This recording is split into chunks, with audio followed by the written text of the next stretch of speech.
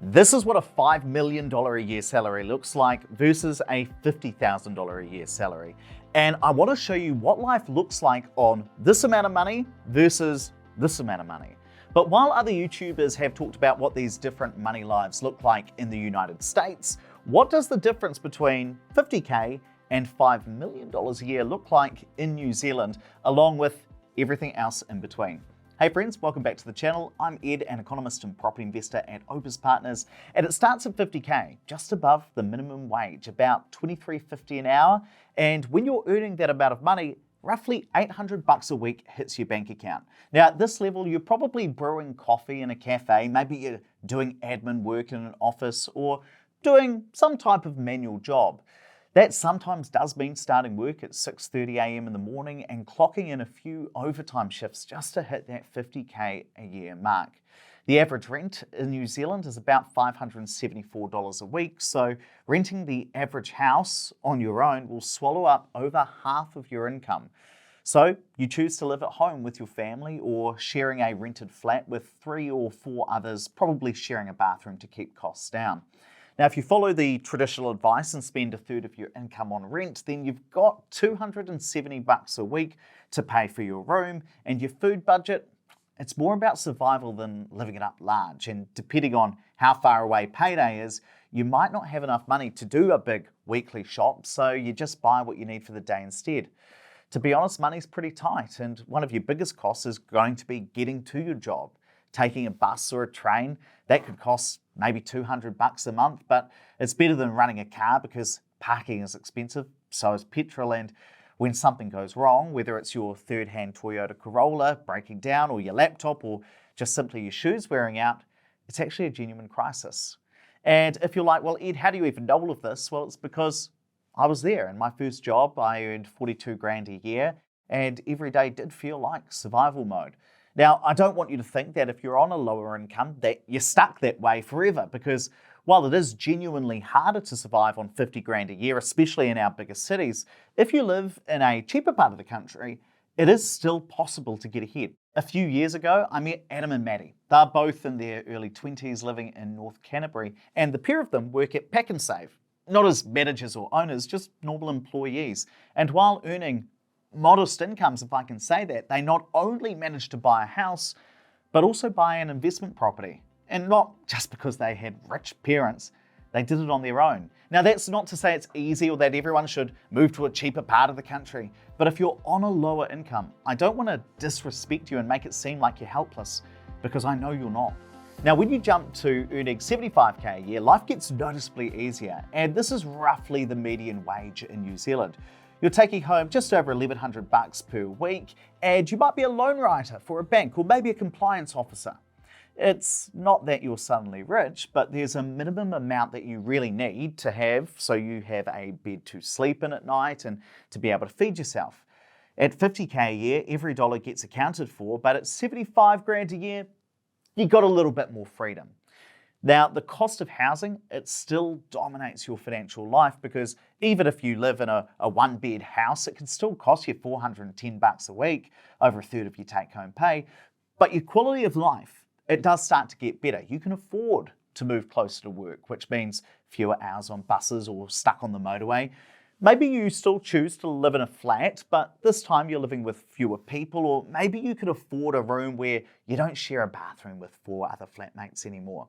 Now, those changes, they save you money on transport and they give you back hours of your work week. Your food budget, it does start to loosen up too. Instead of living off instant noodles and $5 specials, you can actually buy fresh vegetables that aren't on discount, maybe throw in some decent meat once in a while. When your car breaks down, it's still annoying, but it's not an immediate financial disaster that goes straight on the credit card. The constant low-level anxiety, that starts to ease off too, and the psychological relief that you get from that, that is worth more than any single thing you could spend money on and buy from a shop. Now for me, when I got to this level of income, I could start paying back the thousands of dollars of debt that I'd stupidly built up during those more lean years, and for the first time, there's a little bit of money left over at the end of the month for you to get ahead.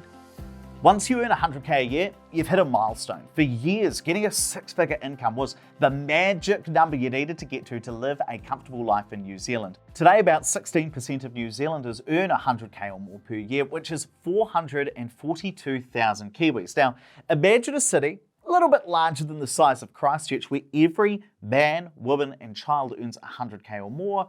That's basically what it's like in New Zealand. Now, what does life look like when you take home $1,451 a week? Well, you might work in mining, manufacturing, telcos, insurance, maybe even hospitals, because the average wage earned in all of these industries is 100K or more per year. Or maybe you might work as a lecturer or research officer at a university. But it doesn't always mean that you're in an office job. I once met a couple and they both worked long, hard hours at the freezing works. And with overtime, they were both earning just under 100K a year each. Now, when you get to this level, the essentials like housing, groceries, transport, they no longer consume every cent of your income. For the first time, there's a genuine surplus left at the end of the week. Groceries, yep, you might spend $200 a week on those. Transport, it's manageable. And housing, while it's still your biggest cost, it doesn't wipe out your income the same way it did when you're earning 50K. You can actually make choices now, not just trade-offs. Instead of buying clothes only when they're on sale, you buy them when you need them. You can eat out regularly, not just on those special occasions. And holidays don't mean just camping at a mate's batch. They might include flights or hotels or even a proper trip overseas if you plan well. And your car, you're probably driving something decent. Maybe it's a newish Volkswagen if you care about that kind of thing. But even if you drive an older car, it's out of choice, not because you have to. You're not necessarily stuck nursing along a 30-year-old Toyota Corolla with a permanent check engine light on. Every extra dollar now has a real impact because necessities, or the necessities of life, aren't swallowing up every single cent of your income like they were. You've now got at least some amount of money to start building wealth. But some six-figure earners quietly admit that they still feel broke. Their income went up for sure, but so did their spending. And that's the trap of what I call lifestyle inflation, where your income goes up, but your spending goes up just as fast, so you don't actually feel like you're getting any further ahead. So this is where financial discipline really matters most, because you've now got the chance to get ahead, but only if you make the right choices. And just before we get to the $5 million a year lifestyle, we've got to talk about what life looks like when you earn 500K or more per year. Because when you're on this kind of money, you can eat out every night if you want to, because you get over $6,000 a week hitting your bank account. Now, at this point, money doesn't just cover your needs. It stops being a constraint altogether. When you walk through a shop, you hardly ever stop yourself to wonder, well, can I afford this? Now it's more, do I want it? Cooking and eating out becomes more of an experience. You could head down to Soul Bar and rack up $1,000 bill on porn star martinis and Snickers shots and not worry about shouting all your mates. They'll just spot you next time. At this level, you've got the freedom to be generous, to splash out, and you probably also have a financial advisor encouraging you not to rack up that $1,000 bar tab, but you know you can afford it, so you do it anyway. You can start to become incredibly generous too, helping your family or giving to the causes you care about. I mean, you can do that too on a lower income, but at this point, money doesn't seem scarce anymore, and quite frankly, it's not, because at 500K a year, you're officially in the top slice of New Zealand earners. Only 4,700 Kiwis earned 500K or more last year, which is just 2 in 1,000 working Kiwis. Now, while most New Zealanders are battling cost of living pressures, when you're in this bracket, you're playing at a different game. Your housing looks different too. You're not renting in Mount Roskill anymore. You live in a premium suburb in a multi-million-dollar property with cleaners, gardeners, tradies, all on call. You know, if something breaks, you don't get 3 quotes. You don't DIY it. You just pay someone to fix it. And at this point, you're likely a successful senior executive at a big company or a successful business owner. You might be the CFO at New Zealand Rugby or the CEO of a large organization. You can fly business class and you don't have to stress about booking all your flights 6 months in advance just to save $100. But something serious also starts to happen, because now you're worried about losing it. And what happens if you don't perform or get pushed out of your job and all of a sudden you struggle to find something else because there aren't many of these jobs, there aren't many of these incomes around, which is why you could drop $1,000 on a big night out at Soul Bar, but you also might not want to. And then you get to the top end, the $5 million a year lifestyle. And even in little old New Zealand, a few people do live like this. About 750 people earn over $1 million a year, and there are even fewer who earn $5 million or more. Even most bank CEOs aren't at this level. At this point, you either own a big business or are the CEO of one of the largest companies in the country. You're taking home $59,000 a week, more than what the people earning $50K make in an entire year. Now, back when I was in high school, I got to meet someone exactly like this. I went to Dilworth, which is a school where we all came from quite humble backgrounds, but it's surrounded by a whole bunch of very, very wealthy private schools.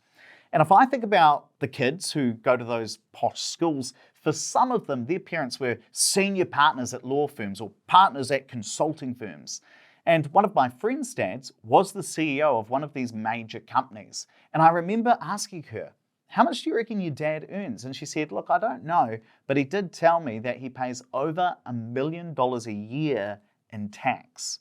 So if this guy was not at $5 million a year, he was certainly close. Now, they had a multi-million-dollar waterfront house in Remuera, a very posh suburb. They had a $5 to $7 million holiday home up north. Her sister used to call it the Batch. I couldn't believe that. And once, while I was staying with them, we visited their neighbor who just so happened to be a billionaire.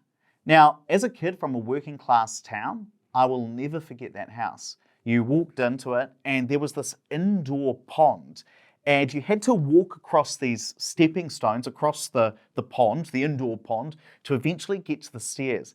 And I remember staring at that thinking, most people stress about their homes being leaky. They want to keep water out. These guys literally built water. They built a pond inside their house. Now, once you get to this higher income level, that's where life gets unrecognizable for the everyday person. You might have a $20 million home on Paratai Drive and helicopter to your holiday home for lunch. You might own properties in multiple countries and spend more money in a single day than some people will earn in their entire lifetime. You can do unbelievable stuff like when Rod Duke, he's the managing director of Briscoe's, he wanted to kit out this boat shed with a retractable roof so he could land a helicopter just outside his house, simply so he could get to his golf games faster. Or what about the late great Sir Michael Hill, who bought a deer farm in Queenstown and ended up building his own private golf course? And while not everybody with a $5 million income is doing that, this is what the top-end lifestyles in New Zealand actually look like.